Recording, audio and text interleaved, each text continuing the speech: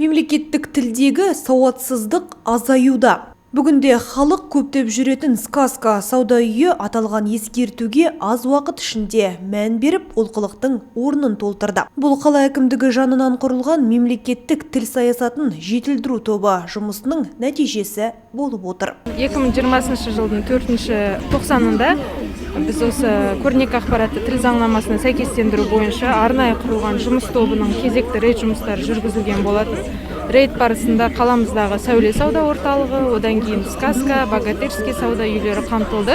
Және де бұл кезде бірінші кезекте сауда үйлерінің әкімшіліктерімен жұмыс жүргізілді. Одан кейін тіл туралы заң ұсынылып таныстырылды және мәдениет және тілдер дамыту бөлімінің тарапынан әдістемелік көмек көрсетілді. Жұмыс тобының айтқан әрбір ескертуін бақылауға алған сауда үйінің әкімшілігі ұсақ-түйек жарнамалық мәтіндердің өзін толығымен айна қатесіз қазақшалаған. Сондай-ақ олардың барлығы заңға негізделіп түзетілген.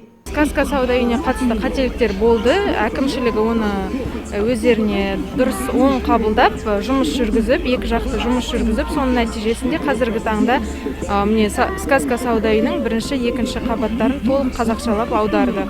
Жалпы ережеге сәйкес тіл саясатын жетілдіру тобы қателіктер орын алғанын көрсе, сауда нысанының әкімшілігіне бар қатені жоюға 1 ай мерзімінде уақыт береді. Одан кейін әкімшілігі жауапқа тартады. Десе де, екібастұздық кәсіпкерлер бұл деңгейге дейін жеткізбейтін көрінеді. Біз осы қаламыздағы барлық шағын және орта бизнес өкілдеріне ескерту жасап, бізге ескерту жасағымыз келеді, және де алдағы уақытта мысалы бізге ол кісілер хабарласып, өздерінің жағдайларын айтатын болса, біз ол кісілерге әдістемелік көмек көрсетіп, бірге жұмысты атқарар едік. Жұмыс тобы биылғы жылы әлі тексеріс жұмыстарын бастаған жоқ. Ол келер ақпан айына жоспарланып отыр. Егер сіз аудармасы мен қатесінен көз сүрінген жарнамалық немесе көрнекі ақпараттарды көрсеңіз, бірден мәдениет және тілдерді дамыту бөліміне хабарласуыңызға болады.